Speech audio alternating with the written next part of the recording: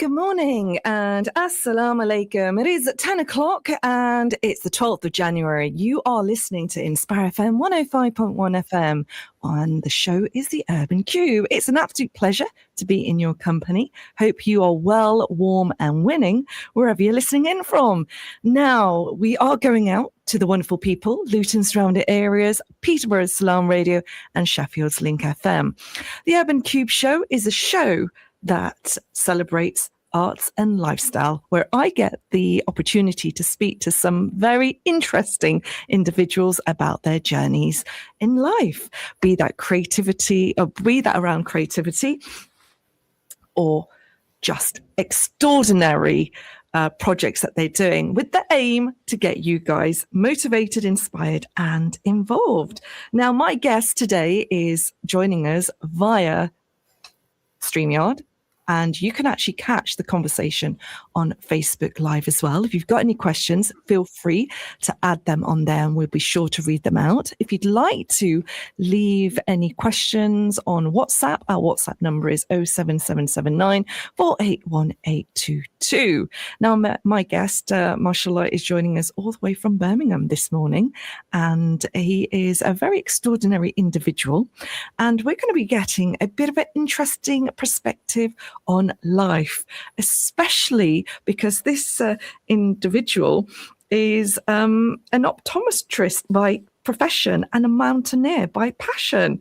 Now, he's somebody who understands vision and shapes, not just how we see, but how we move through the world as well, from clinic to the crags, right? From city streets to mountain peaks. Today's conversation is about clarity, courage, and climbing higher in every sense. We'll be talking about the outdoors as a space for healing and growth and why perspective matters and what it means to reclaim visibility, especially for people of colour in the mountaineering world across England. So without further ado, I'm absolutely delighted to be joined this morning by Qasim Iqbal. Assalamu alaikum, Qasim. Wa alaikum salam, Shemiza. How are you?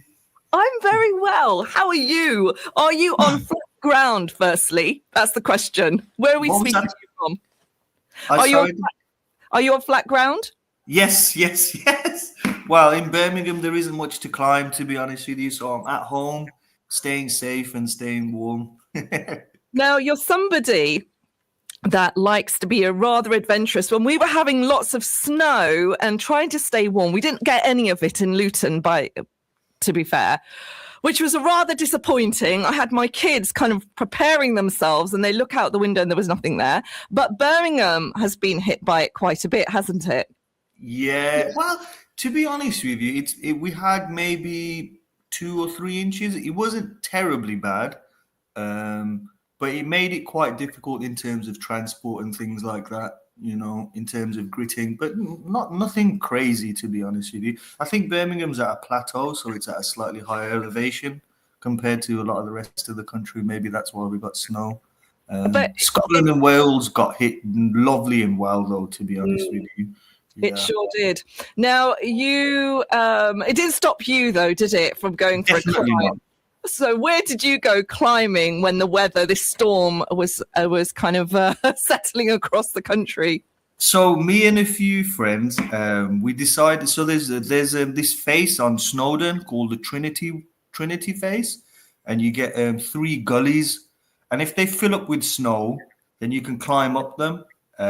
So we went to go and have a look at that, but the snow hadn't consolidated enough. So there's rare flowers underneath the snow called the Arctic lily. So we don't want to hack at turf. So we decided to go up the pig track. It was still fairly deep. I'm not the tallest. I'm 5'8", and it was about up to my mid thigh. So fun day out, to be honest with you. Yeah, but I do love the snow. Memories. That's what you're definitely capturing there. I mean, how did this passion for mountaineering come about? And also, please do explain the difference between walking, hiking, and mountaineering for anybody with this terminology. Yeah, the lines all kind of blur into each other, to be honest with you. So, how about I'll start. So, hiking is just a strenuous walk.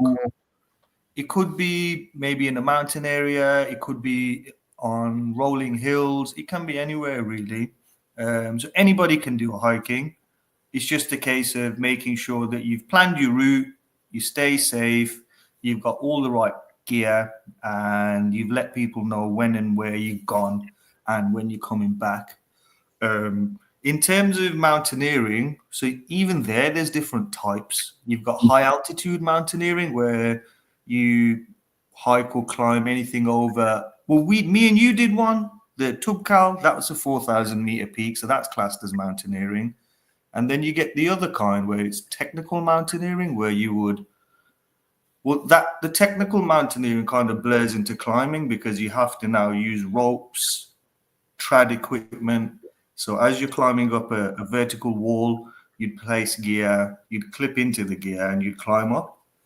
And then in terms of how I began, so like a lot of people, I started in COVID. I was furloughed. I was still at work being an optometrist, but I had nothing better to do. So I started walking in my local park. That got too small. I started walking in the Peak District. That got relatively easy. I moved to North Wales. I've spent a lot of time climbing in North Wales. And then now I've spent a couple of weeks now in Scotland. Scotland is amazing, absolutely amazing, breathtaking. It's hard to go and spend time in Scotland and then come back to your normal reality. It's very difficult. Yeah. And this is the question I wanted to ask you was, how does your work as an optometrist influence the way you approach mountaineering and life, like viewing the world? It's really quite ironic that the job that you do. Yeah. So, That you have. Alhamdulillah, I'm very blessed in the sense that I can work as a locum. So it's similar to, the easiest way I can describe it is I am like a supply teacher for opticians. I'll go in, I'll cover a clinic, and then I'll invoice at the end of the month and I'll get paid. But it means that I'm very, very flexible. So when we get really good weather, I can just not book things. When the weather's not terribly great, I can book a lot of work. I can block book, so I can spend certain periods, like maybe a month or a few weeks at a time in different areas. I can work in Scotland, and then I can go out climbing. I've worked on the south coast, and we can climb sea cliffs, which I haven't quite got to yet, but that's one of the plans for this year, inshallah. It's very flexible. It's a really, alhamdulillah, it's one of the best jobs you can have because you've got really good job satisfaction in the fact that you're actually benefiting humanity and also you're getting compensated well. Alhamdulillah, I can't complain. But that's the only way I've been able to do what I do. If I had a normal Monday to Friday 9 to 5, it would make things quite difficult because in effect you're a weekend warrior and it just means that the conditions won't always be favorable. Yeah. Absolutely. Do you think if COVID didn't hit us, would you have taken the courage to make these steps that you're doing now? Definitely not. Definitely. I can hand on my heart. So prior to me spending all my time in the mountains, I was a gym bro. I used to just spend all my time in the gym and I used to compete in powerlifting. So that's where you do the squat, the bench press and the deadlift.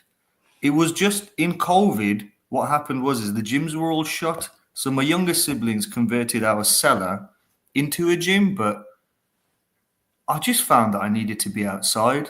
And then I slowly over time, 90% of the hiking that I've done has been on my own.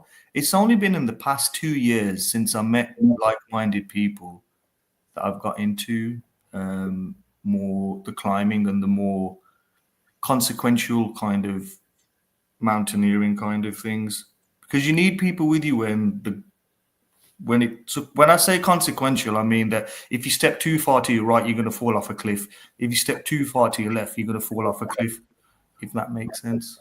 It sure does. And this is what I want. My next question to you is like, because mountaineering forces perspective fast, right? And so what have the mountains taught you that everyday life couldn't? Patience, sabr is a big one. I think the other thing that the thing is I know this is going to be a bit of a strange thing to say, but not everybody learns nicely. Some people learn by the stick, if that makes sense. So with me, I have to really push myself into somewhere that's difficult or really pushes my boundaries to learn anything new. And I found that being organized, planning, um, and then the biggest thing that, like I said, the patience. And then, the other thing that I learned is if something doesn't necessarily go your way, make sure you have other plans. And I found that that's really resonated throughout my personal life. I've become a lot more organized, a lot more calmer. And also, it's really, really strengthened my mind. Because, when you're in situations where you're scared, and I think it's very important for people to be scared every now and again. Not fear for your life, but to push yourself to a point that is a limit, if that makes sense. And in those situations, when you are scared, you will always remember your Lord. You always remember Allah. And now as well, if I go out on my own, I'll always carry my tasbih with me. And as I'm clicking, as I'm doing my zikr, one, it'll put me into a nice rhythm, so I won't be huffing and puffing.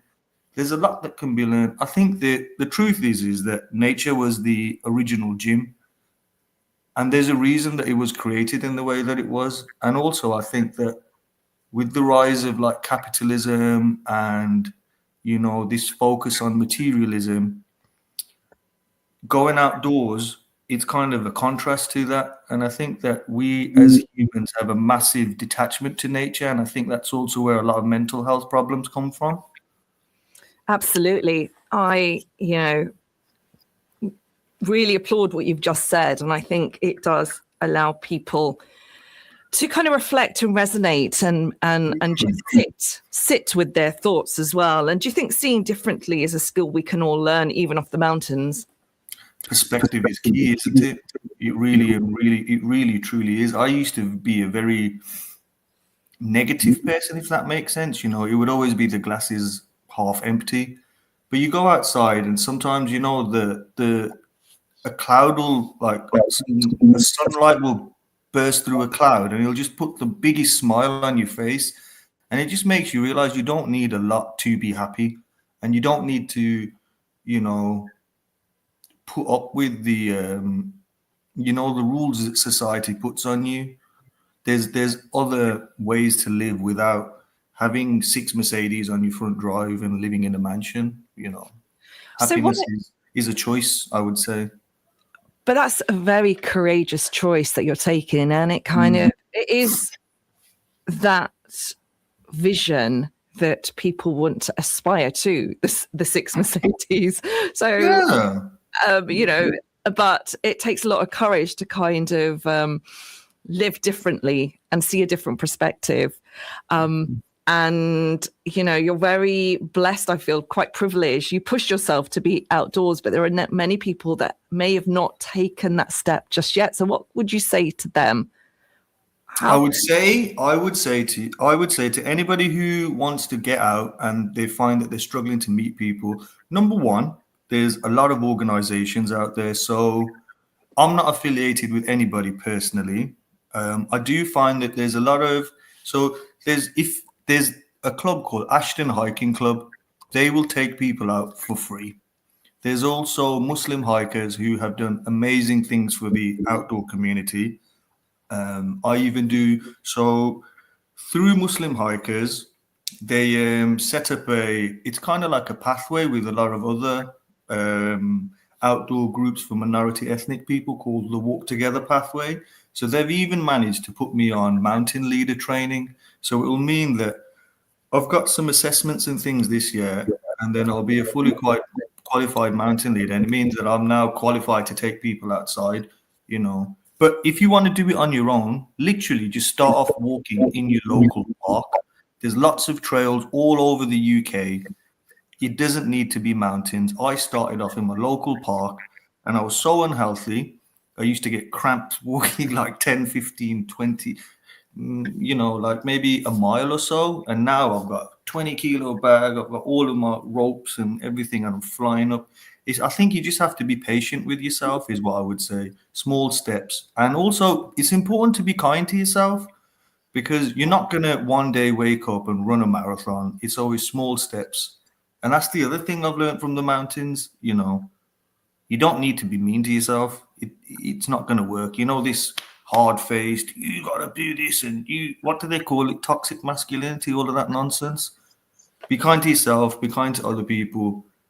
And oh, that's another point that I make.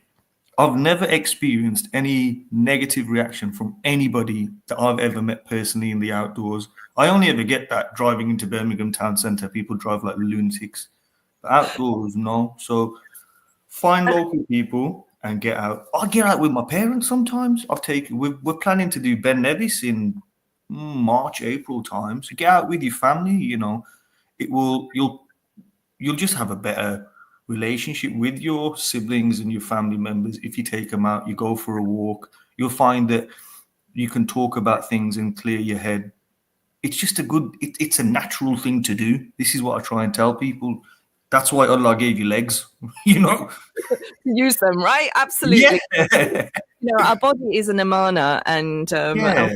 we need to stay active. And I'm so inspired by you, Qasim, with everything that you've spoken about. And I do think you're an absolute brilliant representation of somebody kind of leading this pathway. But I wanted to ask you the question: when you first entered mountaineering spaces in England, did you feel represented or visible? Not at all. Not. I find that there's a lot of people. So when I first started in COVID, and I used to spend a lot of time in the Peak District, and I really didn't find many other people who look like me. If I saw a black person or an Asian person or any minority ethnic person, I would run up to him and say, "Hello, hello, one of us," you know. And not to say that, you know, the English people, they were absolutely lovely. They, you know, you always find with outdoor people, if you see them, we all say hello to each other. But it's nice to see people that look like you, if that makes sense. I found that now that I've moved into more climbing and mountaineering, it's even more niche. So there's even less of us, if that makes sense. Because there seems to be a lot now, mashallah, of hikers and walkers from, you know, the Muslim community. But you said mountaineering is still very niche. Why is it very niche? I think number one, I think there's a bit of a boundary in terms of one. So to do mountaineering, you need a few things really. You need a lot of free time, or free time as per se. You need access to the mountains, you need equipment, and you need training. To learn to climb, especially, for some strange reason, I just don't think a lot of Asian people do it. There's a lot of Asian people now who boulder. So, you know, the one where you don't need to use a harness or anything like that. A lot of indoor bouldering, they're really good because it's really accessible. You would just go to the bouldering center, you'd sign up, they'd show you what to do, and you climb up and down the wall. It's straightforward. To do mountaineering, however, you need to learn rope work, and that is where it becomes a little bit more difficult.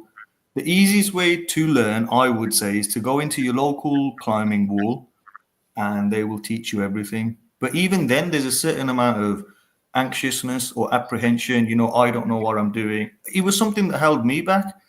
One of the ways that I learned to climb was that in Birmingham, there's a lot of Muslim people. There's a lot of hikers here. We've got a big community of outdoorsy people here. They set up a small climbing club.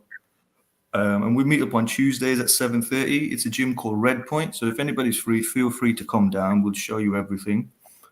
And then this was about just over a year ago now. And then Maruf, somebody called Jobal Adventures on Instagram, he showed me how to do a figure of 8 knot and then top rope. And then from there, I did an intro to mountaineering course. That was with the Mountaineering company. And they taught me how to build an anchor and how to place gear. And then there's a friend of mine called Habil. So we first went out and tried stuff. And then I found through Instagram and social media that I met a lot of like-minded people. And I met a Welsh gentleman called Stuart, Send It Stu. And he's the guy. So you have these things called trad dad. I don't know if you've ever heard of this term. No. No, so a trad that. So trad is called traditional climbing. There's no bolts or anything on the wall. It's just a cliff. You will climb up. You will put little pieces of metal into the cracks, clip the rope in, and then climb up.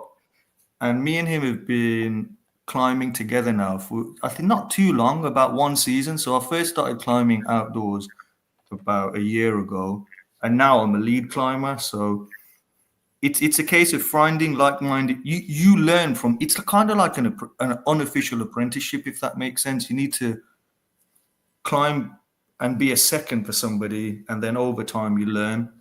But it's quite a, I think once you know what you're doing, it's not terribly complicated, but it's hard to access these things. And I Absolutely. feel like I'm in And a position now where I can also show other people, which is good. You know, I want more of us out there because there's not very many of us. absolutely. And that's why you're on the show, because you're so in this space, and it's been brilliant having you share your journey with us. So if anybody has just joined the show, you are listening to the Urban Kube with me, Shemiza. The time is 10:21, and I'm joined by no other than Qasim Iqbal, and he is a optometrist, and I can't even say that word, It's such optometrist, a hard word. and a mountaineer, and he does outdoor climbing. And it's an absolute pleasure having him on the show today. If you've got any questions, folks, please do throw them over. We'll be happy to answer them, or Qasim will be happy to answer them. He is with me all the way till 11 o'clock this morning. And Qasim, what other mountain treks are you planning to do? You've spoken about Ben Nevis, but that's with the family. I mean, I love Ben Nevis. I think it's one of my favorite places to be. It's gorgeous. You've spoken about English mountains. What about international mountains? So it's a strange. I would like. There's this ridge in the UK. It's the only ridge that's got an alpine grading. It's called the Coolin Ridge in Scotland. You have to be able to climb to quite a good grade, and you have to abseil. So I've got plans to do that over summer. But I am very much a British trad climber, if that makes sense. We have a lot of ethics, and it's a unique kind of climbing that we do here. I would also, over the summer, all of this training is to do. I want to take me and a few friends, some climbing partners. I want to do Mont Blanc, the Matterhorn, the Eager. Yeah, but I want to do it self-guided. That's the whole aim for me. I wouldn't want to. That's why I've spent all these years training, because I could have just paid a guide and done what, the rest of the professionals do, and then get dragged uphill. No offense to them, but I just feel like that's not me doing it, if that makes sense. But definitely a lot of stuff in the Alps. I also want to do, once I get better, as I get a little older, probably close. So I'm 34 now, but I think it'll take me a few years. I do want to do stuff in Pakistan, to be honest with you. I've not got much interest in, the very high altitude stuff, but I do like the 4,000 meter kind of technical climbing. That kind of stuff would be really good. And then also just doing, the Alps, definitely. The Alps as well. Sounds extraordinary. One thing that I feel that could potentially be a barrier for many is the cost of equipment. Yes. It is. Now, this is the thing. So earlier on, I mentioned, the 6 Mercedes and the big house. The thing is, alhamdulillah, I'm an optometrist, so I get remunerated quite well. But the thing is, if you're in a group of people, or for example, if you're a second, you don't need anything. You just need to turn up with your shoes and your harness. The other person will have most of the stuff.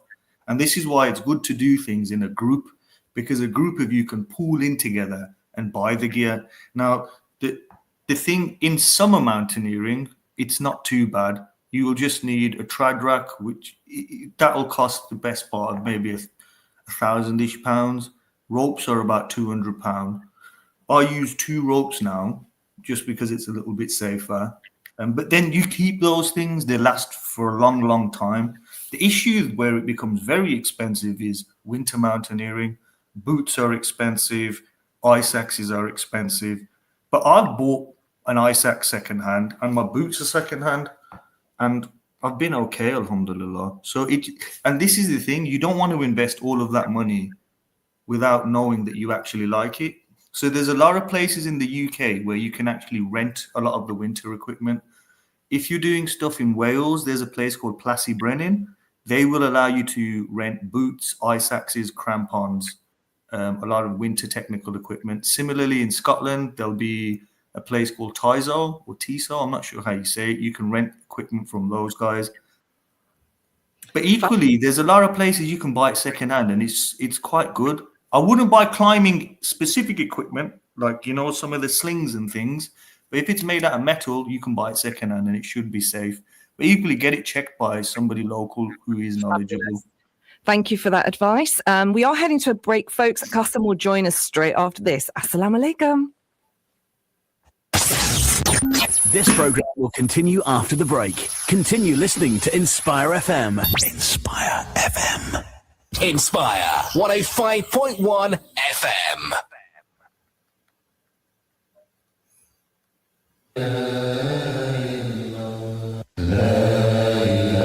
God is the light of the heavens and the earth. The likeness of his light is as a niche, wherein is a lamp. The lamp in a glass, the glass as it were a glittering star, kindled from a blessed tree, an olive that is neither of the east nor of the west, whose oil well nigh would shine, even though no fire touched it. Light upon light, God guides to his light when he will, and God strikes similitudes for man, and God has knowledge of everything. Why do Tops Pizza deliver the top pizzas in Luton? For a start, all the toppings are 100% halal, and Tops use fresh dough every day. Then there's the cheese, the highest quality available. And when it comes to food preparation, cleanliness is taken as part of our faith. So that just leaves the taste, choice, and great offers, including buy one, get one free on all medium, large, and extra large pizzas. Tops Pizzas, Wellington Street, LU1 5AA. Order online, topspizza.com, or via Just Eat. Download our app or call 01582 72 5000. Assalamu alaikum, this is Hina Khalid. You can catch me on Twitter at Hina Khalid. Continue to listen to Inspire FM 105.1. Lee Grave Heating Supplies. With over 20 years of experience, we're the largest independent plumbers merchant in the area, specialising in all types of plumbing and heating, as well as combination boilers and megaflow cylinders. Whether you need a new bathroom or a complete new heating system, LHS is the place. Come along to our brand new bathroom showroom at Unit 1, 3 Chorlend Lane, Luton, to see the latest range of quality bathrooms. Or log on to leegrave.net. We're an Interpart-approved stockist for all genuine spares. Our new store in Bedford is now also fully opened. Lee Grave Heating Supplies. Call Luton 84 86 88. Celebrate in style at the Grand Royale, Luton's premier banqueting hall, offering elegance, luxury and seamless event planning. Host up to 750 guests with top-tier catering, stunning decor, photography, videography, hair and makeup, DJ, dance floor and expert event management, all under one roof. Whether it's a wedding, birthday or corporate event, let's witness the happy family moments together. Call 01582 551913 or visit grandroyale.co.uk today. ما في أنفسكم أو تخفوه يحاسبكم به الله. Ali is one of those children who, with your assistance, has the honour of being a Hafiz. And that too from only £29 per month. Help UKIM by sponsoring a Hafiz and get rewarded by up to 70 times blessings. For donations, call now or visit ukim.org.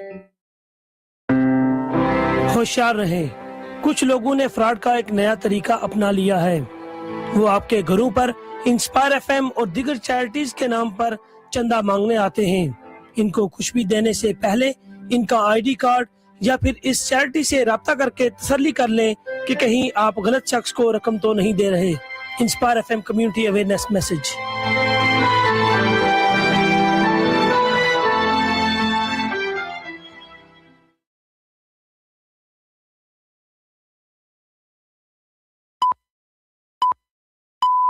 From the studios of Inspire FM, the time is now 10:30. Catch a creative vibe on the Urban Kube with Sister Shemiza. Assalamu alaikum and a very warm welcome. Thank you so very much for staying with me on Where Else. It's Inspire FM 105.1 FM and the show is the Urban Kube. The time is 10:30 and it's the 12th of January. And it's an absolute pleasure to be in your company this morning. As always, the Urban Kube show is a show where I get to have creative conversations with fabulous guests. And today's show is no exception. I have a wonderful guest joining me all the way from Birmingham. You can catch them on Facebook Live. They are Facebook Live as well this morning too. And if you want to listen back to any of the conversation, you can go back onto the listen back feature as well. The guest I'm joined today with is no other than Qasim Iqbal. He is a optometrist and a mountaineer plus an outdoor climber.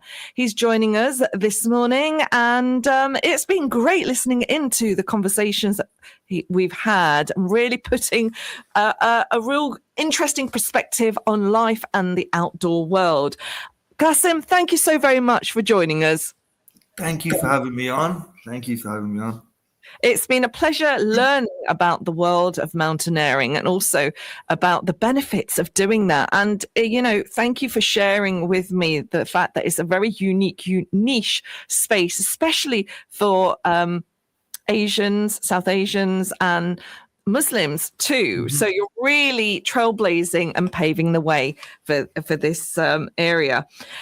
When if you look back to when you were 16, would you have ever imagined you'd be doing this? What was life like for you at 16? And what would you say to your 16-year-old self? 16 years old? Oh, my God. So I would have been doing my A-levels at that point.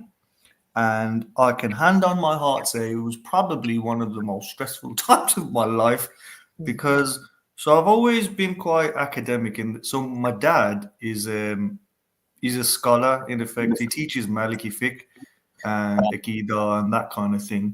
So we've always been a family that are big on education, and it's the same for me as well. I did A-levels in biology, chemistry, physics, and psychology. At that point, I thought I was going to become a pharmacist, but I really hated chemistry, to be honest with you. And I definitely would. I had no inkling about the mountains. You know this. I remember a friend of mine, he said to me once, "Oh, come, let's go and walk up Malvern Hill," which is a local hill. It's only about an hour away. And I remember I responded not very politely, to be completely honest with you. At that point in my life, so it was at that point where I used to do a lot of the powerlifting stuff. I used to compete. I think I even managed to do a few national competitions at the time. I used to compete at 74 kilos. So it was, in effect, I would go to college, go to the library, I'd be in the gym, I'd read my namaz, and that was it really. I've only found what I really wanted to do really in my 30s, to be completely honest with you. And alhamdulillah, I'm only able to do the things that I can do because my family and my mom and my dad, so they instilled this thing of reading, improving yourself and education. And if it wasn't for those things, I definitely wouldn't have become an optometrist. Because where I live in Birmingham, it's Handsworth, so it's not the most affluent of areas, if that makes sense. Wow. What an interesting journey. And kudos to your parents, mashallah, for instilling this ethic in you. Yeah. And also the fact that you come from a family that is educated, but also very strong in the faith as well. But they always, it seems like they wanted you to have a balance in life. I'm very grateful for my family because if it wasn't for them, I wouldn't be able to do any of the things that I do. Like, there's not very many South Asian or Pakistani families that would allow you to just take loads of time off work just to go and climb. It wouldn't be the done thing. And alhamdulillah, I'm very grateful for that. My dad, he used to do a similar kind of thing. He was a local neighborhood officer, and he used to take local people from disadvantaged backgrounds out into Wales, Swallow Falls and things like that. And really and truly, it's something that has motivated me into kind of walking in his footsteps, really. Alhamdulillah, he's an inspirational man. Well, I should be interviewing him too, don't you think? Yeah, honestly, he's much better at talking than me. He's got a lot more to say and a lot more interesting things. You know what? I really admire that, the fact that you look up to your father and he's an inspiration to you, and obviously a role model for many people alike as well. And there's this softness about him, in the sense that obviously the taking the disadvantaged young people to Wales to see nature, and also being staunch in his faith as well. Mashallah, mashallah. You spoke about studying, going to the gym, and then your salah, doing your salah after. You know, for somebody so young to have that balance as well. When we generally tend to think that young people go off the rails, 16 plus, and that's a stereotype. I'm making an assumption, but your thoughts? How were you able to balance everything and not get distracted? I had so much to do. I think that's what it was, you know. And when you're young as well, and especially, so I'm one of 6, so there was always this kind of sense of like, you're the one who has to set the example for the rest of them. Make sure. I've got an older sister, alhamdulillah, also amazingly well educated. She's a specialist teacher. She now mentors nurses. Alhamdulillah, very proud of her. Also, you know, I've learned a lot from all of them, but I find that if it wasn't for those guys, I maybe would have gone off the rails, because I grew up with a lot of unsavory characters, good people just in bad situations. But if it wasn't for my dad and, you know, that installation of what is right and what is wrong, like morals and ethics above everything, you know, you can read all the namaz you like in the world, but if you're a bad person, you know, it's not good, is it? So, and I think that's another thing, you know, since I've been going out to the mountains and I've seen sheep and cows and fish and eagles, it's really changed my mind about even eating meat. I don't litter anymore. If I see other people's litter, I'll pick it up. And I think, yeah, it's stuff like that. You want to preserve things for the future. And if you don't go out, and all you ever know is Handsworth, your local chicken shop, you're not going to know, you know, you're not going to really, you haven't really explored yourself or anything else. And I think that's another point. When you're out, even though you're exploring outwardly, you're also exploring inwardly, which is, you know, you need to learn about yourself, don't you? Enriching your soul, definitely. And I think we are the stewards of this earth, and we do need to lead by example. And littering is a very key thing that you've just mentioned. So thank you for reminding us that we need to make sure that we take responsibility of the spaces that we're in and preserve them. And how do you think, as Muslims, we take responsibility of the environment? Now, I don't want to, you know, what's the word, put us all into the same bracket, but I've found, living in Birmingham, and I'd like to just apologize to anybody who's offended by saying, but why is it always in the lower economic areas that there's always more rubbish? Do you know, you wouldn't instead of chucking the rubbish in the bin, you're going to walk out your house. You're not going to chuck it right outside your front garden. You're going to walk 3 minutes down and chuck it on the corner of the road. It's not on. It's not safe. You know, you wouldn't chuck litter on the floor in your own house. So why would you do it anywhere else? I don't understand. You know, recycling, all of these things. You know, you do these things, you actually feel better about yourself. This is the thing. You know, you shouldn't. There's no excuse for it, you know? Mm-hmm. Do you think this is something that you might want to explore or highlight more through your role as a mountaineer, and educate, say, the Muslim community about environmental issues? I think the Muslim community already know about environmental issues. I just don't think it's the forefront of our kind of mind currently. What with, you know, the current the current political situation in the UK. But equally, though, I find that it will help. You know, if you look after. So, you know, what would it, like a tidy bedroom is a tidy mind. It allows you to think. So if your local area is nice and clean, you know, there's people in my area, I remember, who will put on high-vis jackets and they'll go out and they'll litter pick. There's a lot of amazing work that people do. And that's why I was saying I don't want to besmirch the whole community. But we could do better. We could do better, you know. I think with everything in life, there is room for growth. There's room for understanding, and there's room for improvement too. Folks, it is 10:40, 12th of January, and I'm joined by no other than Qasim Iqbal, who is a mountaineer, an outdoor climber, and an optometrist. And he's with me all the way up to 11 o'clock. And we're having some very enriching conversations about life, the environment, and the streets of Birmingham. Has been in the press for many a thing, but recently it's been the overflowing of bins, right? So ironic that we're having this conversation, but thank you for being somebody that like picks up their litter, and being quite unique in this space of mountaineering as well. I want to kind of speak to you, Qasim, about men's mental health and Muslim men's mental health, and the need for safe spaces.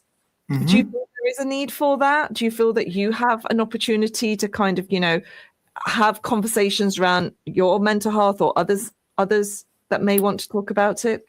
I think initially, so, when I was younger, so I'm very much an introverted person. I'm quite happy to spend a lot of time on my own. The problem is if you live in your own head, you can sometimes come up with scenarios that aren't necessarily true. And you can also have a strange self-perception of yourself. I think that the good thing about going out into your local park or, your local trail is to take somebody with you. So as I've mentioned before, I've got a lot of good people around me, alhamdulillah. If I'm struggling, I'll call my big sister up. I'll say, Biggie, I'm having a bad day while I'm on. We'll go for a walk, or, even just with family, but I think the thing is with men, you just need to have the confidence to just speak your truth. It's okay. Nobody's going to judge you if you say you're having a bad day or you feel X, Y, Z about this. And recently is what I found for you from climbing itself is that I've got friends who are older than me, who are in their 40s or, late 30s. And these are married men with a lot of life experience. And, while we're out there climbing, because it's very much a social sport. Sometimes you just standing there holding the rope. You can, get advice and things from people.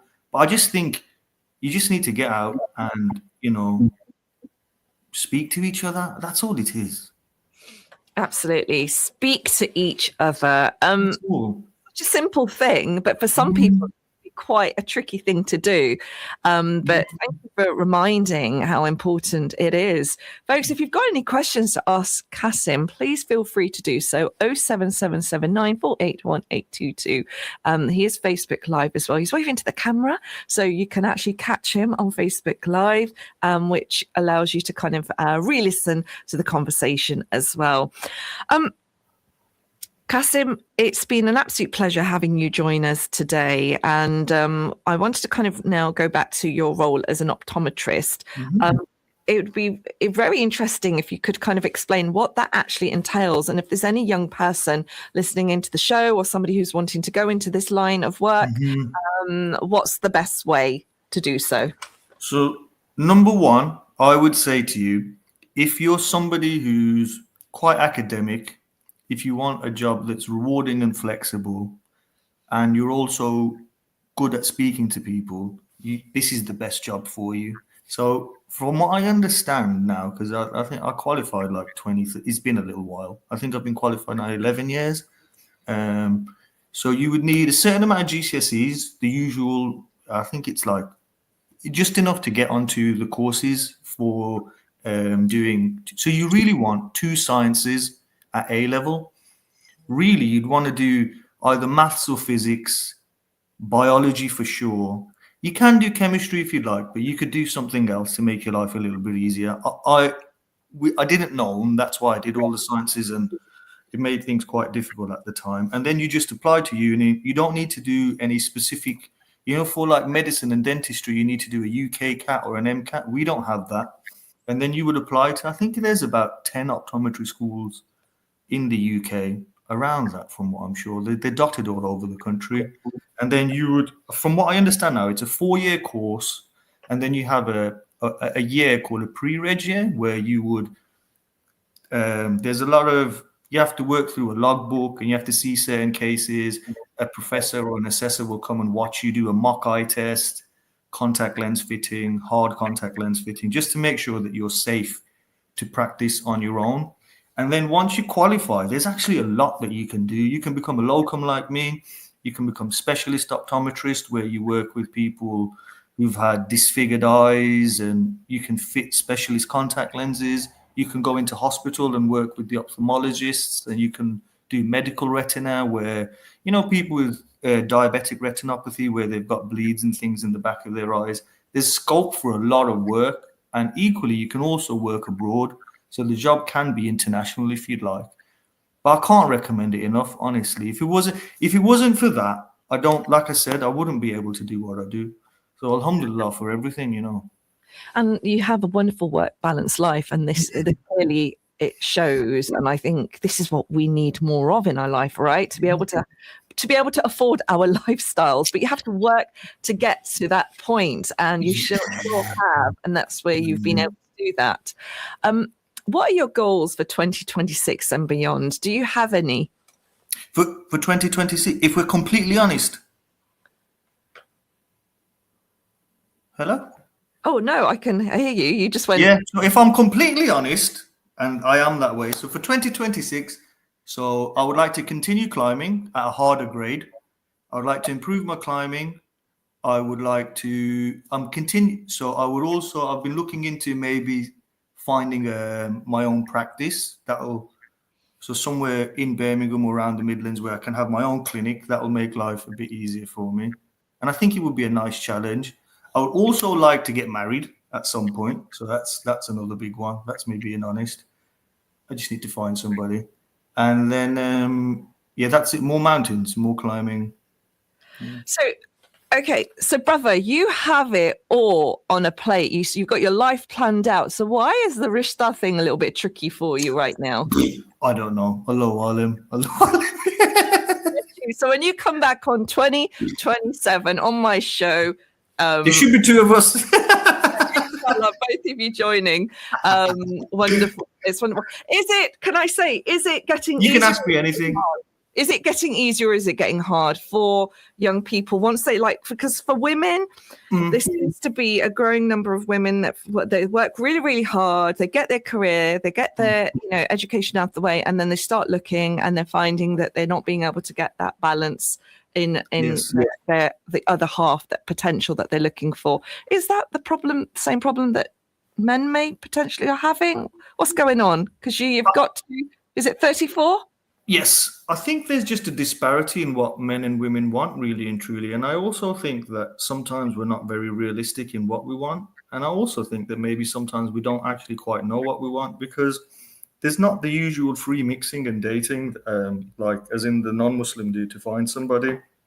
And I just think it's a very complicated. I think sometimes it is a complicated thing, but equally, sometimes I think our culture makes it a bit more complicated than it needs to be, if that makes sense. There's a lot of barriers in terms of from people's family. Oh, it can't be this person, they're divorced, they're this, they're that, they're older. Or equally, there's a lot of... So I know men myself who would not want their partner to work after marriage. And I think that can be a massive barrier, especially if you've spent, a long time studying. Like my sisters, one's a doctor, one's a banking contractor, the other one's a specialist teacher. They're highly educated people. And I think sometimes maybe, a lot of men are not educated to that degree. Maybe that can sometimes be a barrier. I'm not quite sure. I think it's a very complicated situation personally. But inshallah, And I think in my particular issue that I have is that there's not a lot of women who do what I do. And sometimes, if you speak to me, and you're like, oh my God, you climb up a cliff, you climb up a blank wall, you're going to die. And I think that can sometimes be a bit of a barrier. But inshallah, the right person for everybody is out there. I do firmly believe that. Inshallah. Thank you for sharing your truth, and thank you for being so honest and sharing that with us. That was very brave of you. But that is who you are. You are very brave. You are very courageous. Yep, very blunt, and also very quirky. You've been known to be called snack boy or snack man. Snack man. Snacks that you take on your mountain trips. Talk to us about these snacks. Okay, I need to educate people on this one. So look, my honest opinion is the time to be healthy is before the mountain, maybe after the mountain, when you're at home. You go ahead and eat, your whatever it is people eat, all the healthy stuff. Now, you see, when you're outdoors and you're on a mountain, the wind's blowing in your face, it's cold, you're tired, you're not particularly happy. You do not want to eat pieces of dried fruit. You don't want to do that. What you want to eat is snacks. My favorite snacks are peanut M&Ms. So I've got this jacket called a Paramo, and it's got like a kangaroo pouch. And in that bag, in that pouch, I think it's about 500 grams. It's like they come in a big yellow bag of peanut M&Ms. And whenever I'm out guiding, I always like to be at the middle or the back, with the people that are struggling. There's no point in me being at the front. Those guys are motivated anyway. I don't, you lot run to the top. Fantastic. It's the people at the back who I want to help. And, you have a conversation with them. You give them something sweet. They'll always feel better because you want them to have a good time out on the trail. You don't want them to go back and think, oh, that was so difficult. And, I didn't have any nice food. Because, if you have a biscuit, it always makes you feel better, doesn't it? And a cup of tea, right? Exactly that. There's a friend of mine, Saqib, he will always come with some chai and he's got 4 or 5 cups. You can hear him dangling off his back. And yeah, this is the thing, it's nice to be out in community. So if there's anybody who ever wants to get out, just reach out to me, honestly. Absolutely. Qasim, share your social media handles and where people can connect with you. So Qasim Climbs, that's Qasim_climbs. That's on Instagram. That's probably the best place to get me. There's also a lot of other people who know me. So there's Maroof, who's really good. Jubal Adventures, he's another really good guy. If you want to learn climbing, there's a guy called SY Rock Skills, Saqib. He's another Pakistani guy. Kashmiri, really good. He's taken a group of people to go out and learn sport climbing. There's also my climbing partner, Send It Stu. If you contact him, you can always get through to me. There's so many, but the best way to get me on is social media for sure. Instagram, Qasim_climbs. Absolutely. Loads of tips and guidance. Is this what people can expect when they go onto your social media? Do you put up your adventures on there? I do now, but equally, as you can tell, I'm a yapper. So if you just message me, I'll just inundate you. I get really excited about climbing and mountaineering. And I can definitely point a lot of people in the right direction. And if you're willing, I can even take people out, Because you're trained to be a mountaineer leader, or is that what? So it's sorry to cut you off there. It's called mountain leader training. So that's more for guided walks and maybe grade 1 scrambling. But once it gets more complicated than that, then I can take you just as a 1-to-1, me and one other person. But that's in an unofficial, just as my friend kind of thing. But what we would do is we would take it indoor climbing first, show you a lot of the rope work, and we would do it as a group is what we would do. Sounds super exciting. So Qasim climbs, but I'm sure I'll be having Brother Qasim back on the show, inshallah, to talk more about climbing and his experiences. He's an optometrist in the day and climber by night. I mean, I wanted to make it sound fancy, right? You sound like a superhero character, but mashallah, it's really, really inspiring listening to you, Qasim. But the last thing I want to ask you, we have about a minute left to the end of the show. Is there any tips or advice or guidance you'd like to give to our fellow brothers and sisters? Ramadan is not far away. It's just a couple of weeks, well, more than that. But anything you'd like to say to our listeners? I would just like to say, number 1, keep active. Number 2, stay quiet. And don't stay quiet. Speak your truth, but equally don't disrespect other people and don't litter, please. That's what I would say. That's actually good advice. Don't litter, please. Definitely good advice there. And any more walks that you're planning to do? So I'm actually planning a Scotland trip, So I wish I had some, we will be uploading some pictures and things. I spent a bit of time with a few other climbers in Scotland, and I've got some at the end of the month. I'll be going to Scotland again just to do more winter climbing. Fabulous. Well, stay safe. Keep us in your du'as whenever you do this, because they do say your travellers, I don't know if that matters when you're going up a hill, but keep us all in your du'as on these adventures that you do. It's been an absolute pleasure, Qasim, speaking to you. Thank you so much for your time today on Inspire FM. Thank you very much for having me, Shemiza. It's been a pleasure. You're very, very welcome. That was Qasim Iqbal joining us all the way from Handsworth today, talking to us about his life as an optometrist and a mountaineer, an outdoor climber. It's been tremendous listening into him. I hope it's inspired you to kind of maybe take that first step to go out and walk. It is the end of the show, folks. I will join you same time, same place next week. So stay safe, stay warm, stay well, and don't litter. Assalamu alaikum.